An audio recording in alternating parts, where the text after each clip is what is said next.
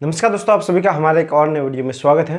दोस्तों आज के स्टूडियो में हम बात करेंगे पीटीटी 2024 के फॉर्म आप खुद से भरें या ई मित्र से भरवाएं। इस टॉपिक पर हम बात करेंगे। मेरा क्या ओपिनियन है, आपको खुद से भरना चाहिए या ई मित्र से भरवाना चाहिए, आपको क्या क्या अगर खुद से भरते हो तो सावधानियां रखनी चाहिए और आपको क्या क्या डॉक्यूमेंट तैयार करके रखने हैं, ये सब कुछ हम इस वीडियो में देखने वाला है। चलिए दोस्तों शुरू करते हैं। सबसे पहले तो मैं आपको सामान्य अर्थों में ये कहूँगा मेरा क्या ओपिनियन है।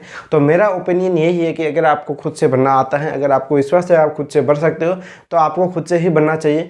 आप फालतू में आपको ये सुविधा मिल रही है खुद से बनने की, तो क्यों ही पैसे लगवाओ। अगर आपके पास सब इक्विपमेंट है तो आप खुद से ज़रूर भरें, ठीक है। अगर आपको भरना नहीं आता, आपकी समस्या आती है, पहले भी समस्या आ रखी है और आपकी इंटरनेट का कनेक्शन वगैरह सही नहीं है, तो आप फिर ई मित्र से ही भरवाएं, रिस्क ना लें। और हाँ, खुद से भी भरना आता है फिर भी आपको ये सावधानियां जो मैं आपको बताता हूँ, ये सावधानियां जरूर रखनी है। तो चलिए दोस्तों शुरू करते हैं बिना किसी टाइम वेस्ट किए। सबसे पहले आपको क्या क्या सावधानियां रखनी है।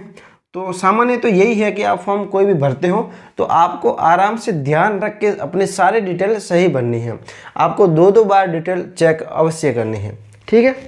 अब इसमें जो सबसे बड़ी सावधानी रखने की बात है वह ये है कि एक तो आप अपना मोबाइल नंबर है वो सही भरे, मोबाइल नंबर और ईमेल आईडी। इसके अलावा जब आप पेमेंट करते हो आपके फीस 500 लगेगी, ठीक है। यहाँ पर और ज़्यादा ध्यान रखने की बात है और यहाँ पर सबसे ज़्यादा गलती होती है। क्यों? क्योंकि पेमेंट जब आप करते हो तो वहाँ पर आपका इंटरनेट का कनेक्शन बिल्कुल सही प्रॉपर काम करना चाहिए। साथ ही वहाँ पर आपको पेज रिफ्रेश नहीं करना, और जब आप इससे पे वाले ऑप्शन के पेज पर रीडायरेक्ट हो तो वहाँ पर एक चालान नंबर जनरेट होता है, ठीक है। चालान नंबर जनरेट होते हैं तो चालान नंबर आपको पहले ही लिख लेने हैं, नोट कर लेने हैं, क्योंकि जब आप फीस पे कर दोगे और बाय चांस फीस पे हो जाने के बाद पेज वापस मेन पेज पर रीडायरेक्ट ना हो और आप रिफ्रेश करना पड़े या आपके पेज सिर्फ आउट हो जाए, क्योंकि होता है। पिछली बार जब फॉर्म भरे गए थे तो ऐसा कई बार हुआ था कि पेमेंट करते ही पेज के आगे वापस एरर आ जाता है, ठीक है। वो पेज आगे खुलता ही नहीं और ना ही रीडायरेक्ट होता है। तो वहाँ पर आपके पास चालान नंबर नोट किए हुए होने चाहिए ताकि आप चालान नंबर से ये पता कर सको कि पेमेंट सक्सेस हुआ है नहीं। अगर सक्सेस हुआ है तो आप पेमेंट की रिसिप्ट भी डाउनलोड कर सकते हो, ठीक है। तो यहाँ पर ये आपको बड़ी ध्यान रखने की बात है, चालान नंबर वाला। अब आपको ये ध्यान रखना है कि जब भी आप फॉर्म भरने बैठो तो जो डॉक्यूमेंट है वो आपके पास पूरे होने चाहिए, क्योंकि ऐसा नहीं होना चाहिए कि आप फॉर्म भरने बैठो और आपको याद आए कि ये डिटेल भरनी है और डॉक्यूमेंट फिर आप अंदर से निकालने जाओ, टाइम लगे ढूंढो। तो इससे क्या हो सकता है कि टाइम काफ़ी लगता है और ज़्यादा टाइम होने के बाद पेज वापस रिफ्रेश हो जाता है, ठीक है। तो आपको ये ध्यान रखना है कि डॉक्यूमेंट अब आपको क्या क्या रखना है। तो आपको 3 चीज़ें तो अपलोड करनी होती हैं, फोटो, साइन और लेफ्ट थंब, ठीक है।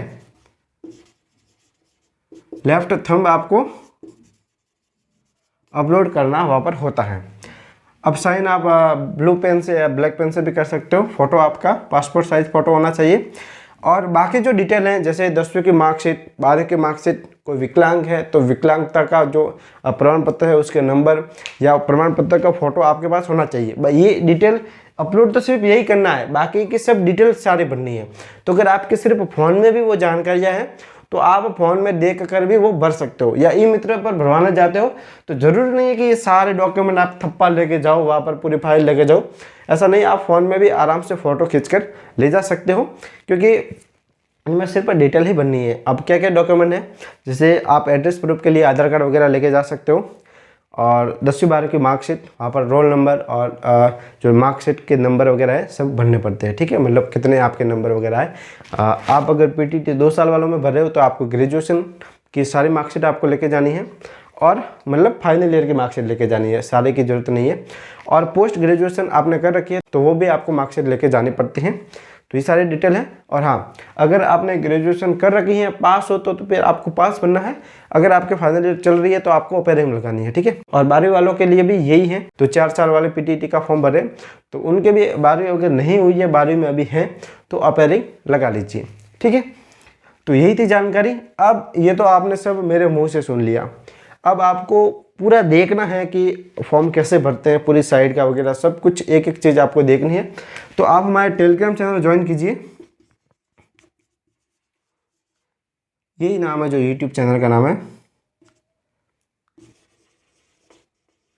आप सर्च करके भी ये ज्वाइन कर सकते हो। वहाँ पर मैं कुछ एक वीडियो सेंड करूँगा, ठीक है, जिन्होंने काफ़ी अच्छे से समझाया और सही सही समझाया, उनके वीडियो में सेंड करूँगा, तो आप एक बार उन वीडियो को भी ज़रूर देख लेवे।